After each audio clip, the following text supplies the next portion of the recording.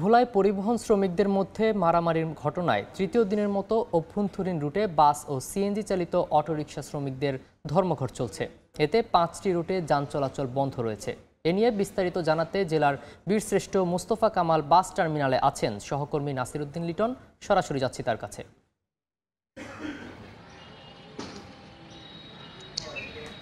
ভোলার বাস শ্রমিকদের ডাকা ধর্মঘট আজকে তৃতীয় দিনের মতো চলছে। গত রোববারে বাস এবং সিএনজি অটোরিকশা চালকদের সাথে যে মারামারি এবং সহিংসতার ঘটনায় ডাকা এই ধর্মঘট বাস শ্রমিকেরা আজকেও অব্যাহত রেখেছেন। আমরা এই মুহূর্তে রয়েছি ভোলা জেলার প্রধান যে বাস টার্মিনাল বীরশ্রেষ্ঠ মোস্তফা কামাল বাস টার্মিনালে। আমরা এখানে এসে দেখেছি যে টার্মিনালের ডিপোর মধ্যে বাস মালিক সমিতির সকল বাস এখানে জড়ো করে রাখা হয়েছে। কিছু অটো রিক্সা ইজি বাইক রাস্তায় চলাচল করলেও দূরপাল্লার কোনো যানবাহন আজকে সকাল থেকে এখন পর্যন্ত যাচ্ছে না। আমরা যাত্রীদের সাথে কথা বলে যেটা জানতে পেরেছি, আসলে তারা বিকল্প উপায়ে মাইক্রো অথবা মোটর সাইকেলে কিছু এলাকায় যাতায়াত করছে, যারা অনেকটা বাধ্য হয়ে যাতায়াত করতে হচ্ছে। তাদের দাবি হচ্ছে যে এই ধর্মঘটের কারণে তারা যেমন ভোগান্তিতে পড়েছে তেমনি তারা নির্ধারিত ভাড়ার চেয়ে স্বাভাবিক সময়ের ভাড়ার চেয়ে 2 থেকে 3 গুণ ভাড়া বেশি দিয়ে গন্তব্যে পৌঁছাতে হচ্ছে। আমি কিছুক্ষণ আগে আন্দোলনকারী বাস শ্রমিক ইউনিয়নের সাধারণ সম্পাদক আব্দুল মান্নানের সাথে কথা বলেছি। তারা বলছেন যে তাদের যে দাবি রয়েছে মহাসড়ক থেকে অবৈধ 3 হুইলার বন্ধ করতে হবে মহাসড়কে চলাচল, এবং তাদের যে শ্রমিক বাস চালক এবং শ্রমিককে মারধর করা হয়েছে তার শাস্তি না হওয়া পর্যন্ত তারা এই আন্দোলন অব্যাহত রেখেছে। এদিকে সিএনজি অটোরিকশা চালকদের যে সংগঠন রয়েছে সেই সংগঠনের সভাপতি মাকসুদুর রহমান জানিয়েছে যে আসলে পাল্টা অভিযোগ করে তারাও বলেছেন যে আমরা আসলে রাস্তা নিরাপদ, তারা রাস্তা নিরাপদ চলাচলের পরিবেশ চেয়েছেন। তারা দুই পক্ষ থেকে জানানো হয়েছে যে এই যাত্রীদের ভোগান্তি এবং বাস চলাচল এবং যান চলাচল স্বাভাবিক করার জন্য আজকে জেলা প্রশাসনের উদ্যোগে সমঝোতার কথা বলা হয়েছে।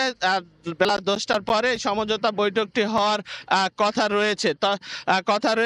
এর আগে 8 দিন আগে গত 27 এপ্রিল এই বাস মালিক এবং সিএনজি শ্রমিকদের সাথে প্রথম দফায় সহিংসতার ঘটনা ঘটে এবং সেই সময় আন্দোলনের ডাক দিয়ে বাস শ্রমিকেরা 24 ঘন্টা ধর্মঘট পালন করে। পরবর্তীতে জেলা ও পুলিশ প্রশাসনের মধ্যস্থতায় তারা সেই আন্দোলন প্রত্যাহার করে নেয় যাত্রীদের স্বার্থে। এরপর থেকে কিন্তু কিছুদিন 8 দিন স্বাভাবিক থাকার পরে গত রোববারে আবারও যাত্রী তোলা এবং রাস্তায় চলাচল করা নিয়ে বাস শ্রমিকদেরকে মারধরের অভিযোগ করা হয়। এই অভিযোগের পর থেকে আসলে বাস শ্রমিকরা অনির্দিষ্টকালের জন্য এই ধর্মঘটের ডাক দেয়।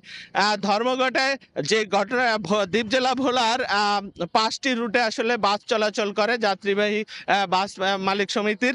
এই 5টি রুট হচ্ছে ভোলা চরফেশন, ভোলা তজুমউদ্দিন, ভোলা দৌলত খান, ভোলা ভেদুরিয়া এবং ভোলা ইলিশা। এই 5টি রুটেই এখন এই 3 দিন ধরে বাস চলাচল রয়েছে।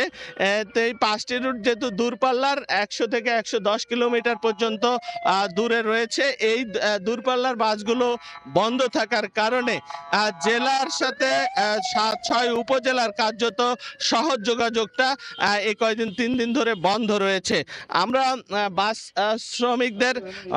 শ্রমিকদের তথ্য অনুযায়ী আন্দোলনকারী বাস শ্রমিকদের তথ্য অনুযায়ী যে তারা আসলে তাদের দাবির আদায় না হওয়া পর্যন্ত এই ধর্মঘট অব্যাহত রাখবে। আর সাধারণ যাত্রীদের দাবি হচ্ছে যে দুই পক্ষের এই সহিংসতা বন্ধ করে যাত্রীরা যেন ভোগান্তি কমে আসে সেই ব্যবস্থা নেওয়ার দাবি জানিয়েছেন যাত্রীরা। তো এই ছিল ভোলার বীরশ্রেষ্ঠ মোস্তফা কামাল বাস টার্মিনাল থেকে আমার কাছে সর্বশেষ তথ্য। সরাসরি যুক্ত ছিলাম ভোলা থেকে।